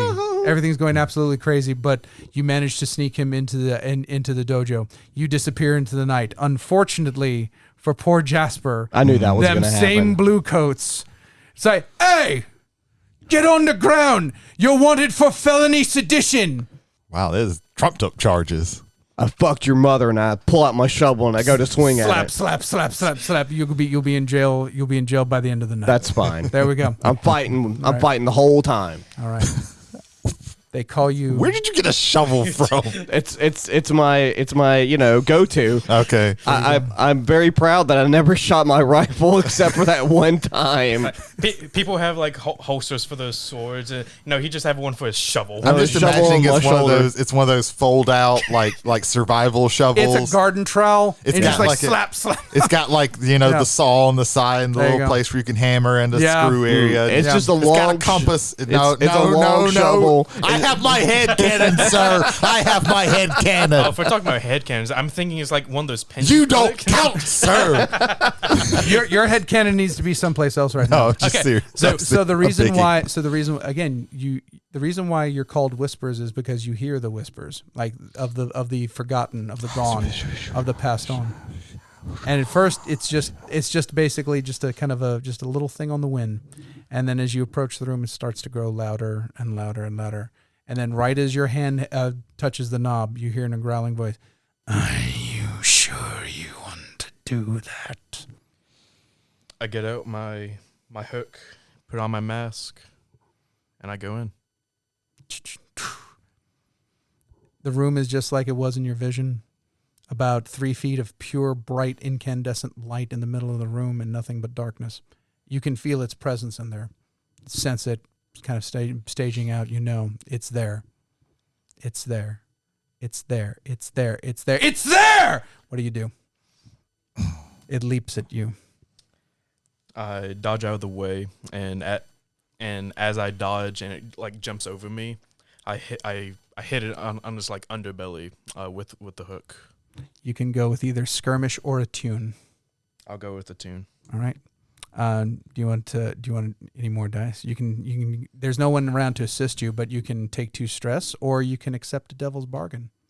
I will take 2 stress. All right. First off. Okay, you can either take 2 stress or the devil's bargain. You don't get. I have one or the other. You can have one or the other. Yeah.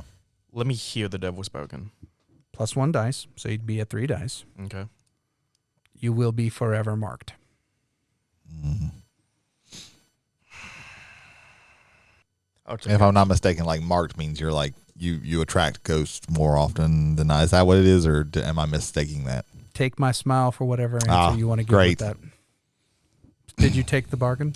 I'll take it. Take the bargain. Laws make characters 3 cool. dice. Mhm. 3 dice. I see a 4. I see a 4. I see a 4. 4. Yes. All right. A success. So it leaps at you. You tap it on its belly. The kind of ectoplasmic energy in the hook just kind of shocks it for a moment. You swerve around. You realize that it's slowed down just enough. You shoot it in the eye. It catches in the eye, and you're just pulling on it. It goes, I yield. It's like, too bad. You pop open the jar, and you collect its essence within the jar, sealing it shut. There are no more guardians left in this room. The room becomes incandescently white. I take off my mask. Mm-hmm. It's still incandescently white. Mm. I try to get close to the center of where It the is light warm, is but not so hot. I get up right next to it. Okay. And, I'm assuming it's sitting in It a is box. It is a box. When you open the box, all of the light in the room kind of dissipates, and what is left is about a cylinder, black metal, cold to the touch for some reason. It has an aperture at one end and a switch near that aperture. How big is this box? How big is it? Box is about, I'd say, about enough to fit the item that I just told you very comfortably. I close it. The room is incandescent white. It is almost blinding. Blinded by the light. Revved up like a deuce, another boner in the night. We can't sing anymore because we might get, I don't know. No one's copywriting this for that. No one. That will be it, though, because it's that dumb. Yeah, it is. I open it back up. Okay. And the light dissipates. I take it. Mm-hmm. Take the item out of the box. Mm-hmm. Okay. And I conceal it in my bag. Okay. And attempt to leave the dojo and meet up with either Ardrick or Jasper. All right. Ardrick is downstairs. You hear footsteps coming up the stairwells. Does it? I don't like this. I look for like the nearest like empty room. Okay. You can go in it. Okay. And the steps are getting louder. There's a window to the street and Ardrick below. How? I jump out the window. Prowess roll. Jesus. Do you wish to assist him? Yes, I'm going to. One stress. I'm going to foresight for no stress. How many times you get to use it? Because you're twice. Twice. There you go. All right. It's like, that looks like a window. He'd probably. Oh, here he comes. Yeah. All right. There we go. So 3 dice. 3 dice. I see a 6. A perfect success. You catch him like a princess. I have the The item. wind blows in my hair. They go, drop it. You take no harm from that, so you're good. There you go. Like our Brady and me both see the 2 1s burst and then the 6. Yeah. Like, Yeah. oh, God. Yeah. We're looking for the best die, not all of the dice. There we go. All right. You are allowed to slip cleanly into the night. Sweet. And that resolves Caper of the Sun. Let's see what wonderful rewards and penalties everyone has received. Well, I'm marked, so. You've been listening to the radio play Blades in the Dark, brought to you by McNarb Gaming. Keep that up for a moment. Drink your Ovaltine. It keeps you lean and mean. McNarbs. They got puzzles and shit. They got puzzles and shit. McNarbs, they got board games and shit. Board game. Welcome to Vaudeville on the radio. Do you wish we'd played this game on old time radio? Radio, for no one who's listening, probably knows what the fuck I'm doing right now. You're either going to love it or lose your mind. Hutchins is absolutely grateful. The switch near that aperture, he opens it up one time while in your presence. A beam of light carves a decent slash into the stonework of the church. You're gonna have to spackle that one out. I'm just saying that right there. But there you go. So you get the crew gets 2 rep, not XP, but 2 rep for this. Plus, let's see, per higher tier. The tier you were going at was tier 2, so you get 4 rep. So that's very good there. Let's see what we got here. Coin. This was a big score. It is a shard of the unbroken sun. 8 coin goes into the coffers of the group. However, that is dropped by 2 because the payment to I'm going to call him Severus accidentally. I know I am, but yeah, but So 2 coins each. Yeah, so 2 coins each, or 4 coins in the group stash, and 2 just to be free out and about. It's up to you as far as what y'all want to do with that. So, going to go here. Heat. This was loud and chaotic, definitely. Very. Really? So nobody died, though they really tried. So no additionally, but 4 heat for the group. We would at this time roll entanglements. However, entanglements have already been rolled. Someone's been incarcerated. Yeah. So we're going to do an incarceration roll for Jody. Jody, you get 1 die per tier level of the group, so you get to roll 2 and pick the lowest. Can't take stress to... No. It's a fortune roll, baby. All right. Yeah. We believe in you. This is why I like running games, although I really enjoy playing because, while running them, rolling the dice really, it doesn't really matter.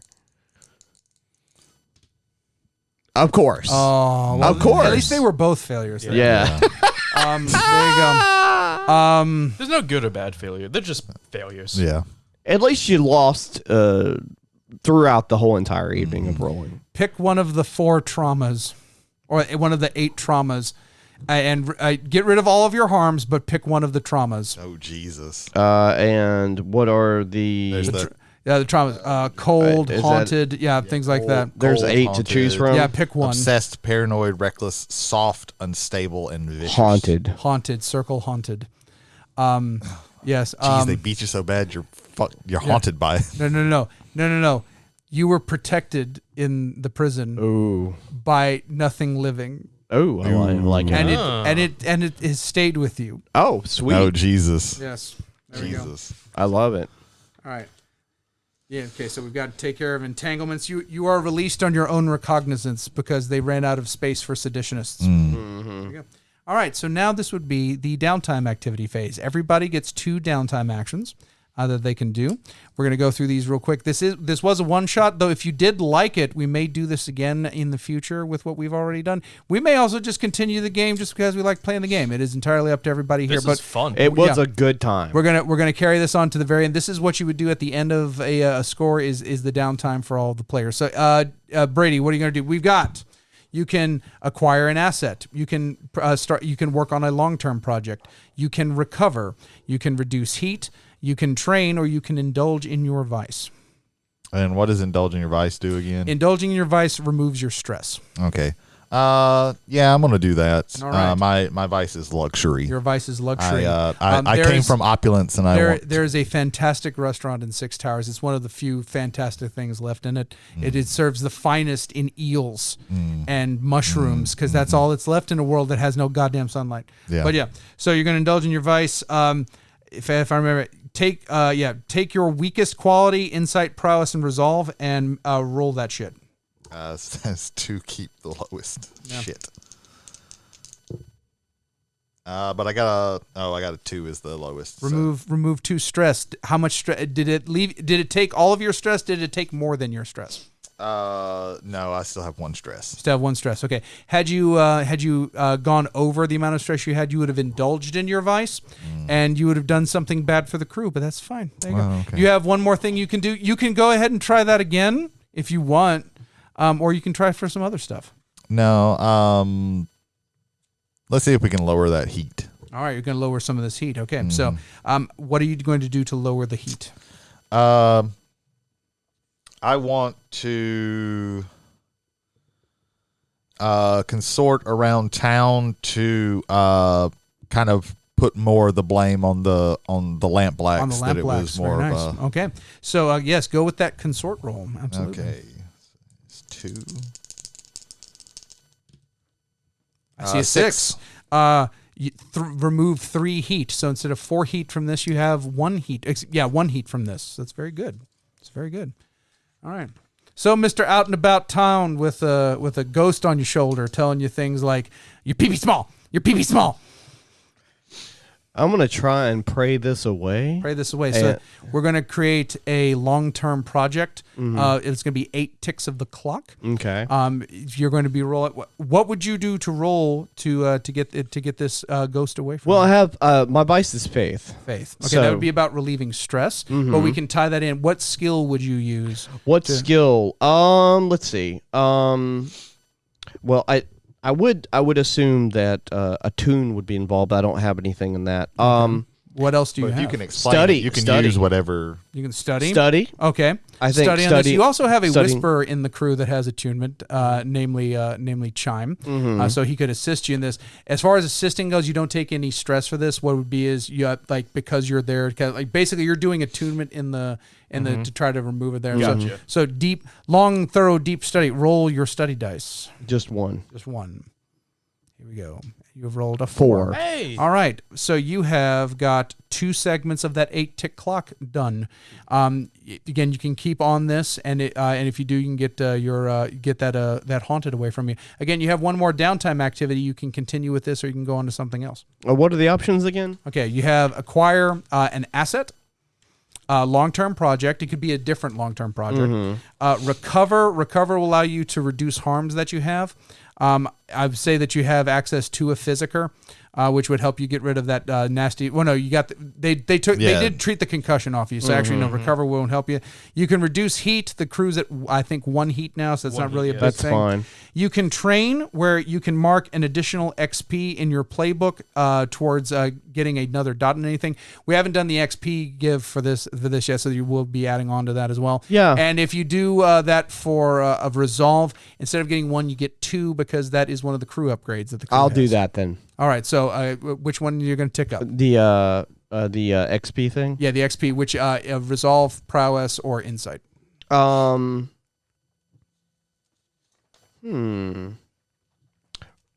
do resolve. Resolve. Okay. So again, because you guys are a cult, and you've taken that upgrade, you get 2 of those. Take 2 of those. So I just those little what I call vampire teeth just bubble into those. Yeah, I gotcha. And then once that completely fills out, you get another you get a one. dot, and I like that. That's cool. Yeah. Very nice. All right, so that's your 2. All right, Ethan, what we got? I will indulge in my vice. Indulge in your to get the, your stress vice is your down. faith. All right, there we go. So I roll 2 dice. Yeah, roll in your weakest out of insight, prowess, and resolve. Roll your weakest. So that'd be 2 dice. Okay. And you're going to relieve. I see double 4s. See double 4. So relieve 4, which is exactly how many you have. You don't overindulge, and you're at base. Very good, very good. And now you have 1 more action in downtime. What are the options again? If you can remind me. Okay, again, you can acquire an asset. You can work on a long-term project. Recover, that would be to get rid of some harm that you may have taken. Reduce heat. Train, and then you've already indulged. You can indulge in your vice again. Why not? You know, you'll do very bad things for your group. Don't do that. I'm going to acquire an asset. You're going to acquire an asset. What would you like to acquire? What can I acquire? What would you like to acquire? Maybe I will come up with something for you. Something that can help. Something to improve my my lightning hook. Your lightning hook. Okay. Yeah. So in case we come across something even more ravenous than the ravenous hunger. Okay. Let's see. Okay. Roll your tier level, which is 0. So you're rolling 2 dice, and you're picking the lowest. That is a 1. That is of course. Yes. A 1 and a 6. A 1 and a 6. Jesus. It's just So what I did. sad. So you can acquire tier -1. You can spend coin to upgrade the tier level. So you right now at 0, you can't get lower than 0. For 1 coin, you can get a tier 1 hook. Or right now, so much a tier 1 hook. I will call it Silver Skein Line, which is a bit more resilient to be able to bring those demons and/or ghosts into play. So, but you'd have to spend a coin to do it.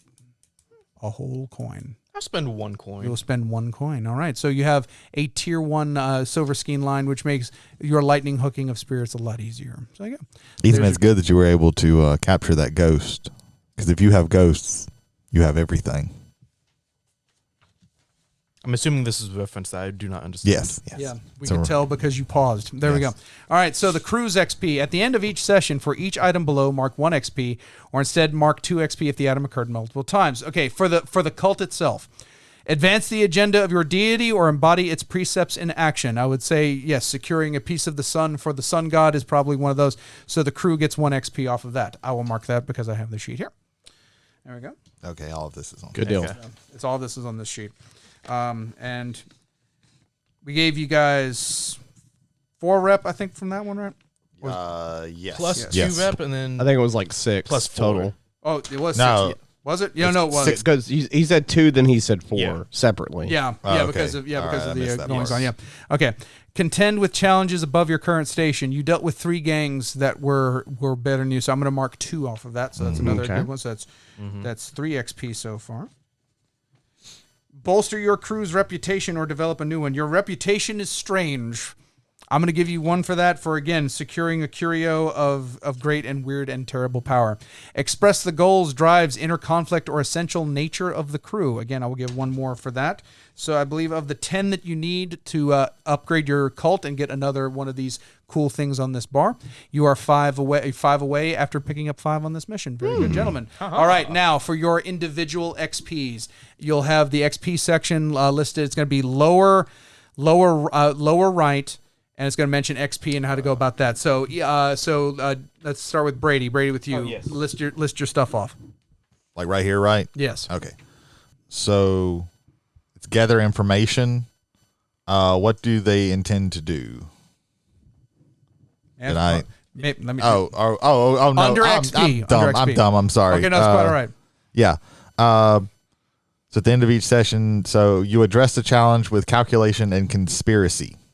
I would agree with that because you went to your information broker and you also did something. So you can place that XP in 4 areas. You can place one of them in insight, prowess, or resolve. I couldn't think of the other side. Or you can put it in playbook. And if you fill out playbook, you get to take one of your playbook abilities once you fill that one out. The choice is up to yours, and that one you can fill that however you want in there. All right, so definitely 1 XP from that. Keep going. All right, you expressed your beliefs, drives, heritage, or background. Give me an explanation on that. I expressed my heritage because I'm kind of removed from the Eruvians, and I have sabotaged something that the Eruvians were trying to do. I like it. Get 1 XP for that. That's very good. Continue on. And you struggled with issues from your vice or traumas during session. That one didn't go on there, but I think 2 solid XP for that. You know what? I'm going to give you a 3rd XP because, again, I really like the way that you spidered throughout this whole thing, so I really like that. So an additional XP to set wherever you want. Jody, let's get Jasper's stuff. What we got? All right, so it says, like, every time you roll a desperate action, mark XP and that action's attribute. Yeah. At the end of each session, for each item, blah, blah, blah, blah, blah. You addressed a challenge with tracking or violence. Walking into a pub that hates your guts and shooting a gun. Yeah, I think that's Also the shovel. Specifically the shovel. That was yeah, very too. violent. You know what? I'm gonna give you 2 XP for the shoveling. You shoveled a baker right in the face. Try to bury him. There you go. Keep going. What we Like got? Triple H. You expressed your beliefs, drives, heritage, or background. I don't really think I did that. I don't know. I think if we had had some good sniper sessions with you, I think it might have been good. But, yeah, possibly. But the engagement roll forced y'all to be tits up. You couldn't really plan for it. But Right. you did try, so it's good. Yeah. What was the next one? Struggled with issues from the vice or traumas during the session. And I didn't do that either. Yeah. Don't worry, you'll have a chance to struggle Yeah, we basically with your traumas. started this score at the beginning of Train Spotting. Yeah, there you go. Which is like Yeah, usually how some movies end. We were looking for Peaky Blinders. We ended up in Train Spotting, so that's very good. Ethan, what about you, sir? You addressed a challenge with knowledge or arcane power. I would say yes. Yes, no. You consorted with witches. You basically used your whisper ability to kind of, again, get the supernatural lay of the land. I would absolutely give yourself 1 XP for that. Absolutely. Okay. You expressed your beliefs, drives, heritage, or background. I would say yes, with me being kind of like Ardric, kind of like rebelling against my heritage, the people that once raised Fuck you, me. Aruvia, basically. Yeah. Okay, I'll go with that. Another XP for that. I enjoy that. You struggled with issues from your vice or traumas during the session. Would we count the encounter with Flint? No, and why I would not count it with Flint is it was an expression of your faith, but what was an expression of your faith was, again, going to the sunken grotto and facing fear of actually like dealing with the supernatural, because like this is the first time you've been kind of off the leash, and then putting the leash on the spirit itself. So I would give you 1 XP for that. So 3 good XP in total for that. So that's very good there. Ladies and gentlemen, this concludes our first, maybe last, maybe only next session of Blades in the Dark for the travelers on the Omnibus. Jody, tell them about Fearology. This segment of Blades in the Dark on Radio Play has been brought to you by Fearology, a podcast that talks about horror movies and horror in media. Ovaltine, Blades in the Dark. There you go. Brady, do whiskey and wrestling like Anchorman. Jesus Christ. See, I had. What did you have in mind? What did you want to do? I was going to continue with the Okay, keep vaudeville going, thing. keep going. It's been a long time actually since I've watched Anchorman. That's fair. I would only do it really bad. That's okay. Go for it. So whiskey and wrestling. Whiskey and wrestling, yes. Ladies and gentlemen, do you like whiskey? Do you like wrestling? If you do, hunker on down for Michael Hill and Jason Holder. They'll talk to you about wrestling and they'll pair it with a whiskey or some other libation. Check them out wherever podcasts are made and sent out over the airwaves. Ethan, hang on. Say libation one more time in that voice. Do it. Libation. There we go. Thank you very much.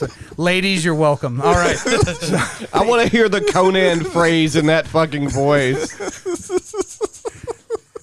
If you give us money on whatever, we don't. If you just walk up to us and hand us money, the next episode we'll do that for you. At this point you have to hand us. Yeah, there you go. Physically hand Ethan, us money. keep it up with silence your cell phones.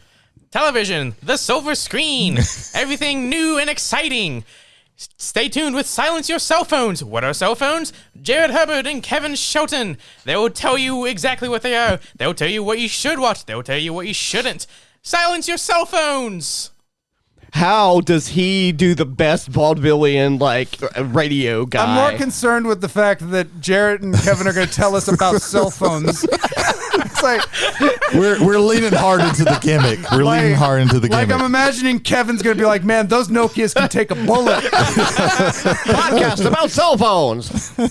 Also, Kevin was live on Twitch tonight. I think it's NXN Vision. I gave him my Prime subscription for the month. Kevin, we enjoyed it. He's been playing Halo Infinite. Oh, okay. I hope it was Halo Infinite. If it was Halo Reach, no, it's not. That's the old one. It's Halo Infinite. He's playing Halo Reach is Infinite. like super old. But no. Check out our friend Kevin Sheldon on again NXN Vision on the Twitch. Also, if he's still doing it, Kevin Gallo. We have multiple Kevins, and I'll call them all Blake Shelton by the end of it. I swear to God. But no, Kevin has Ron and Rooster also on Twitch whenever he is twitching. Go out and check that out as well too. Yeah, and while you're at it, send out your fans who watch you on Twitch to rate our podcast. That's something that they do on Twitch, right? Yeah. Okay. Yeah, because when we put our podcast on Twitch, it works. It don't worry about the logistics. Yeah, don't worry about it.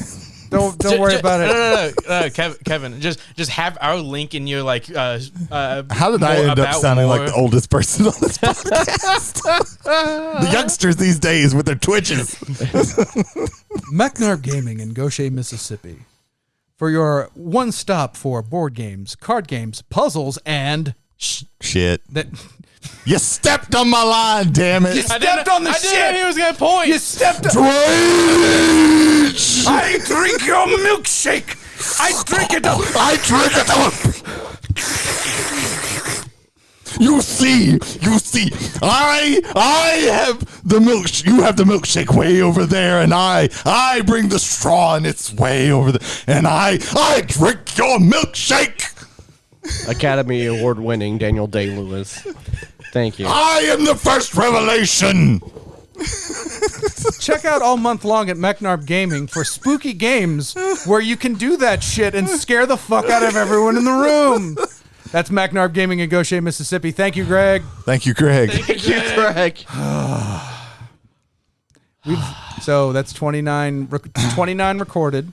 Next time it's going to be the 30th one. And ladies and gentlemen, as always, 5 in, 5 out. It is always going to be a chalkboard. Chalkboard number 6, episode number 30. Top 5 horror movies of all time. Ladies and gentlemen. We went very basic on this one, ladies and gentlemen. In fact, more so is that I'm not even going to say who we're not going to invite because we're going to end up accidentally inviting them because that's how it happened. Yeah, it seems like every chalkboard somebody wants to actually be on this podcast. We do have friends with very good opinions, so that's why I think we always want to include them. But this one, hopefully, we're going to be going at this one alone again. Top 5 horror movies of all time. So, for the travelers, I am your game master, James McCarthy. I am Daniel Day-Lewis. No, I'm Brady Davis. For Blades in the Dark, I'm Jody Kite. And me, Ethan Skinner. You just went Skeletor on that one. That wasn't... Hey, man. No, seriously, say that right now. I'm Ethan Skinner. No. As Skeletor voice, Yeah, say yeah. He-Man. He-Man. Yeah, he's pretty good. We need to milk this for all we can. Yeah. Yeah. I swear to God. Thank you, everybody. God bless and good night.